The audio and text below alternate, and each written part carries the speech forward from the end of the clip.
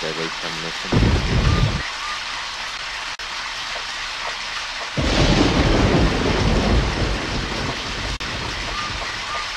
Let's go back to our hotel.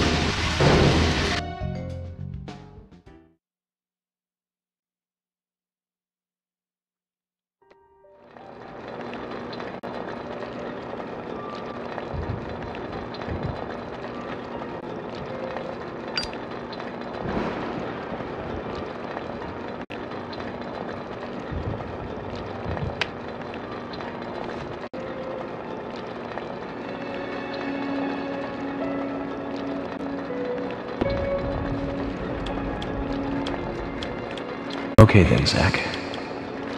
Let's go back over our progress. First, the victim, Anna's death. She was found hanging from a tree in the forest. She was cut open with a knife from her chest down to her stomach. That was the direct cause of death. The strangulation marks and skull fracture were caused after death. Her tongue was also bit off, and I found something inside her mouth. Do you remember what that was, Zach?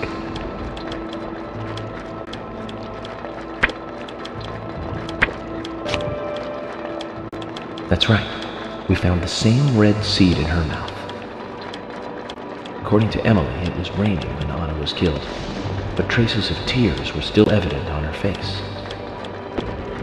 Which means the perpetrator killed Anna under a roof in the lumber mill, and then carried her body into the woods after it stopped raining. We found numerous important pieces of evidence at the site of the crime, a total of 4 things.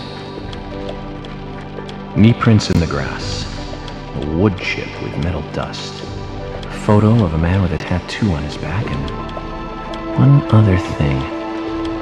Do you remember what that was, Zach?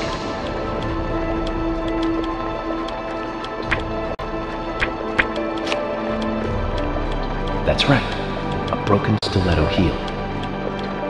Aligning this with the other evidence suggests that 2 people came into contact with Anna's body prior to it being discovered by us. Those being the perpetrator who killed Anna and Miss Stiletto Heel.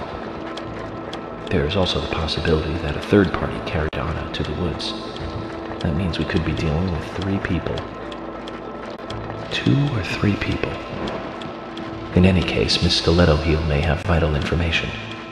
We need to find her next. We didn't use forensic methods, but we're still closing in on the criminal.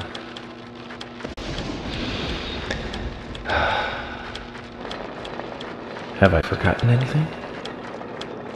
Ah, of course. The marks on her hand tell us that Anna was gripping something when she died. Do you remember that, Zach? What do you think she was holding on to?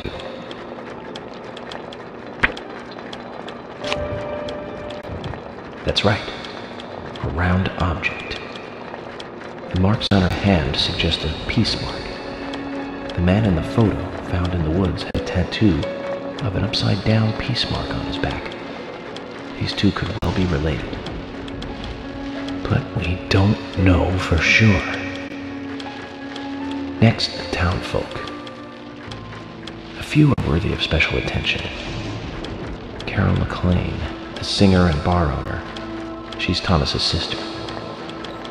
Then there's Nick Cormack, the owner of the diner. Both of them seem to be hiding something. There's Diane, the owner of the art gallery, who's out of town. Then we have problematic, old, rich, and eccentric Harry. Both will be tough to crack. Well, we just have to go one by one. I've been thinking. One of the biggest rewards here is the fantastic food. Enjoying food is cultural, and yet it's also a bit uncivilized.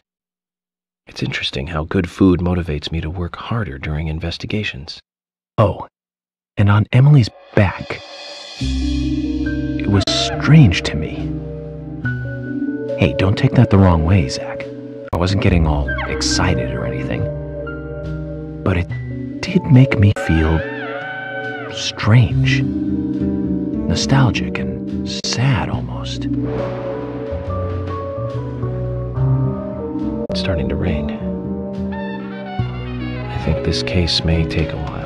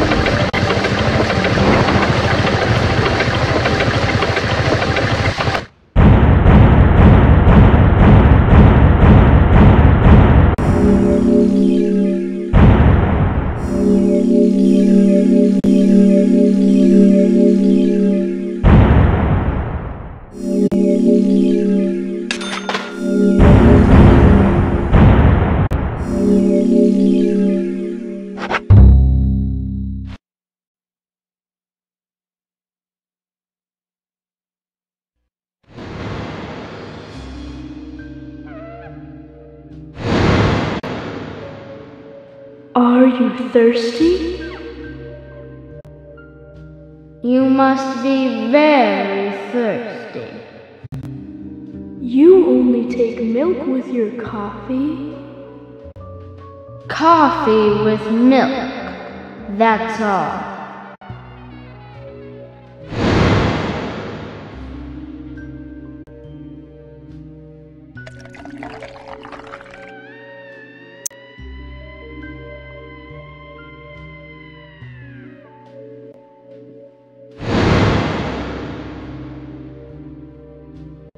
Who are you? My name is Becky.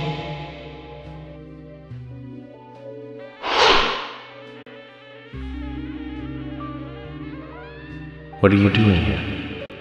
My name is Becky. Anna's friend? My name is Becky. After your throat is quenched, you must do what you must do. Take a sip of coffee and go.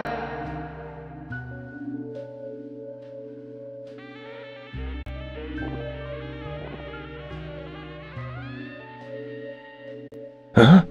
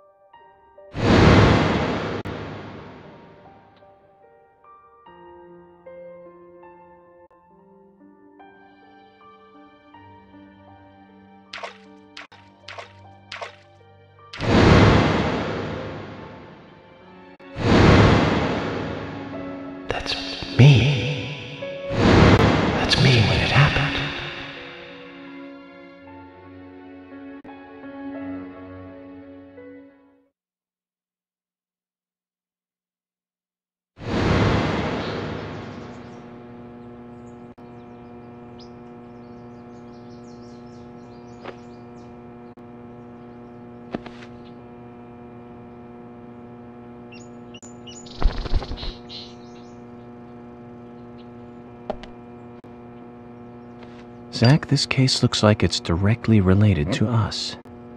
I do not know how yet, but I do know I need some coffee.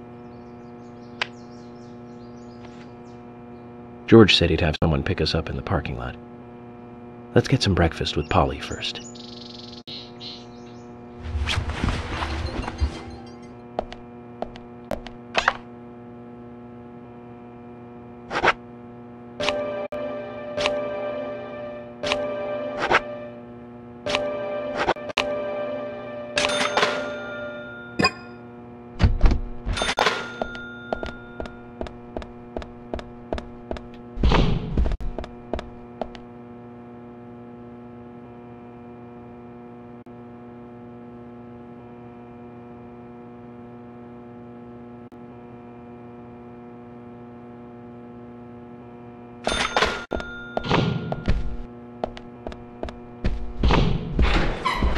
Whoa there! Did you need something? No, I was just passing by. I didn't think anybody else was here other than Polly. The door opening like that it surprised me, that's all.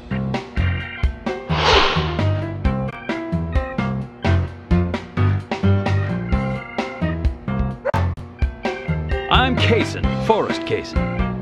Nice to meet you. I travel a whole lot, you see, selling tree saplings. Just the usual salesman doing the usual road trip. Sometimes I feel, I don't know, like a jolly old bumblebee spreading pollen. FBI Special Agent Francis York Morgan.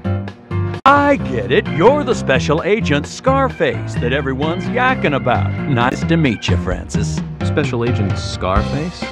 I'd need a bigger scar to live up to that name. Call me York. That's what everyone calls me. What? You got it. York. Is this your first visit here, then? No, sir. Actually, I've been coming here once or twice a year for, a while now. I don't get much business here, but it sure does make a fine vacation. I mean, it's a gorgeous hotel at a bargain price. It's so relaxing in these parts, too. Oh, I just love all the nature. I feel so relaxed here.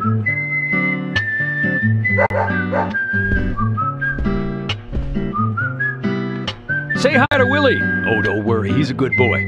Do you like dogs? Hey, Willie. How are you doing?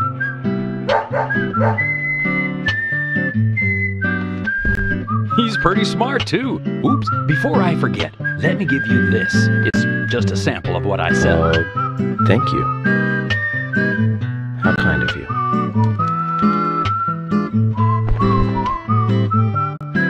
So, what brings the old FBI out here? Sounds like more than just a vacation. A murder, actually. The perpetrator is still out there. Try to stay indoors at night and during the rain. We want to prevent it from happening again, okay? Oh, it's a darn shame. Places like this used to be the safest in America. Could I ask you something? Do you know a lot about seeds? Seeds? Gardening, huh? You don't look like a green thumb, but let me tell you though, I'm pretty much the only one who can make those saplings sprout. There's a trick to it that can't really be passed on, you know? It's like, the secret of making a good smoked ham, something like that. But you know, once they sprout, you don't need to do much. You can leave it be and, why, it'll turn into a big tree no matter what happens. Kind of like those stocks that politicians buy that just keep growing and growing. Well, you just wait and see. This town is gonna love them. Right. We were just about to go take a morning stroll, so I'll get going. Good luck now with that case. Thanks. Zach, do you remember what the coffee said? Forrest Kaysen. F.K. This show has just begun.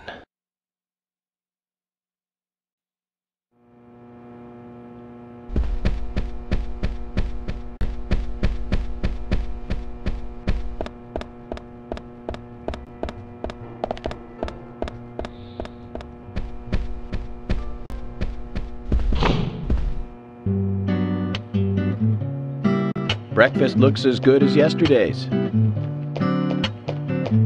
I hope you enjoy it. I will, and thank you. I just met Kaysen, actually. Ah, good old Mr. Kaysen. Did he give you a sapling? As a matter of fact, he did. Don't tell me he gives one to everyone he meets. No. Only to the people he feels comfortable with. He told me. He must feel really comfortable with me. He must.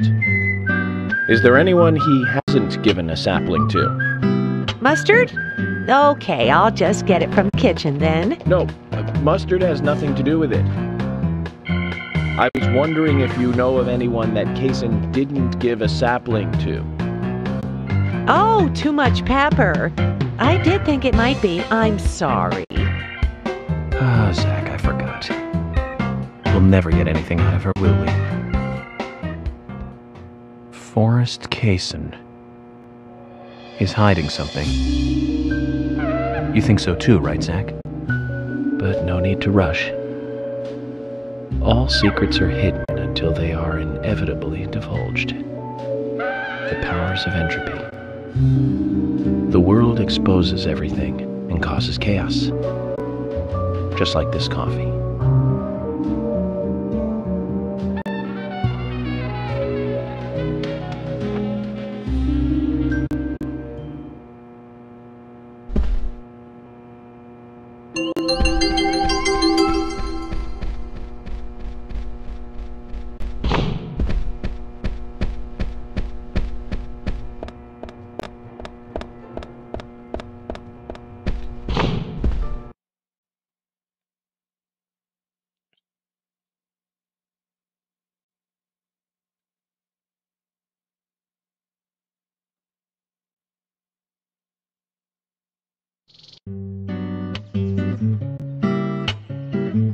Good morning, Agent Morgan. Did you sleep well? Morning, George. Dreamland was quite nice. You do look well rested. Oh, I was up practically all night doing paperwork. Thomas helped me out, so I was able to go home and get some sleep, but not enough. Diane got back into town late last night. We should give her a visit. Which means going to the art gallery, correct? She lives and works in the office there, so it's the only place to find her. The gallery is open from 10 to 1700. Time for some art appreciation. A cultural activity in such a small countryside town. Amazing, Zach.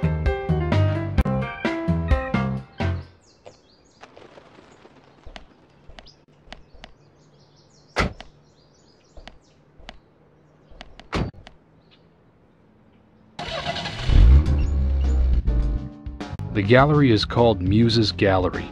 The Muses were the 9 daughters of the goddess of memory in Greek mythology. Ah, it's just like Diane to name it that way. Is she that intelligent a woman?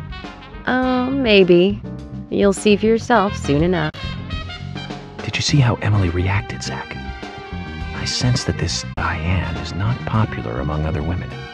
I can't wait to meet her. The gallery is on the north side of town. Take the road along the lake and go north.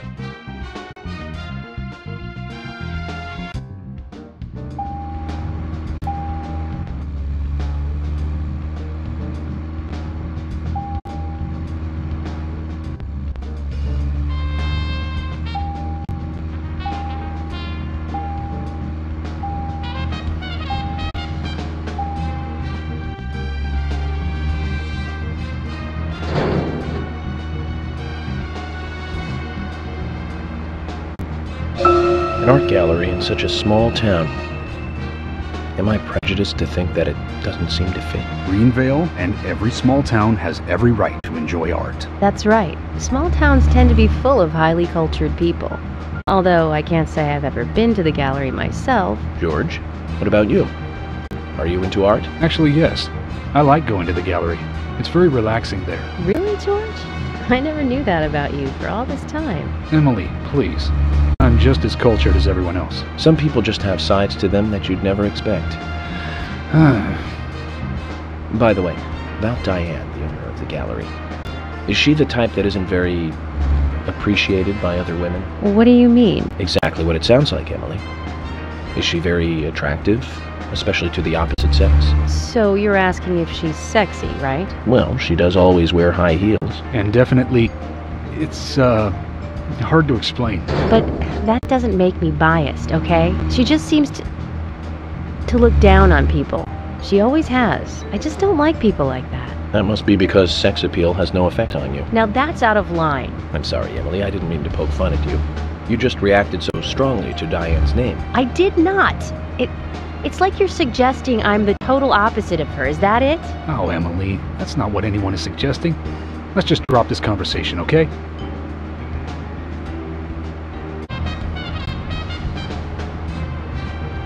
I wonder if Diane has anything to do with the murder. Diane moves on a whim and acts on impulse.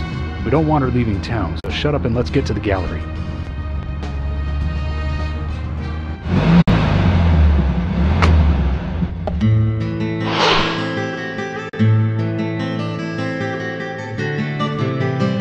Looks more like an old mansion than an art gallery.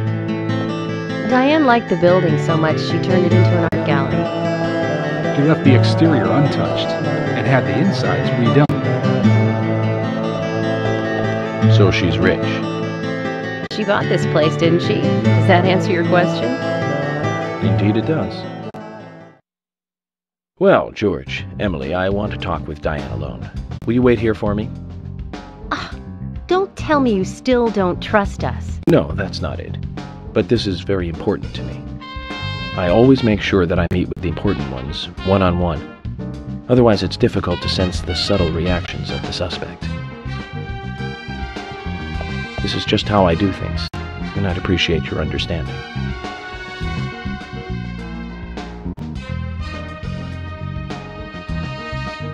But go on then. You're not going to listen to us anyway, are you? You're starting to understand me, George. Well then, Zach. Let's go and meet Lady Diane.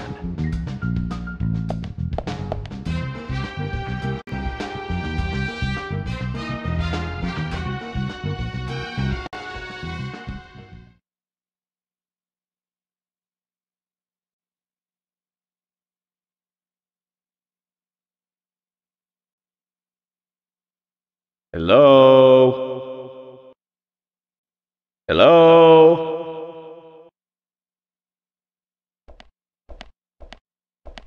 No reply. Let's take a look around then, Zach.